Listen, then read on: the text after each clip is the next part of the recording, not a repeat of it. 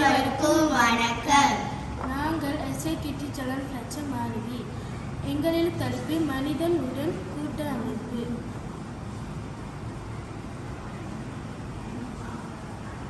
இன்று நாங்கள் மனித உடல் கூட்ட அமைப்பை பற்றி தான் பேச போகிறோம். முதலாவதாக மண்டையோடு. மண்டையோடு நம் மூளையை பாதுகாக்கின்றது. அடுத்தது விலா எலும்பு. விலா எலும்பு நம் நுரையீரலையும் இருதயத்தையும் பாதுகாக்கின்றது. அடுத்ததாக முதுகெலும்பு. முதுகெலும்பு நாம் குனிவதற்கும் நேராக நிமிர்ந்து நிற்குவதற்கும் உதவுகிறது. இறுதியாக கை கால் எலும்புகள். கை கால் எலும்புகள் நம் உடலை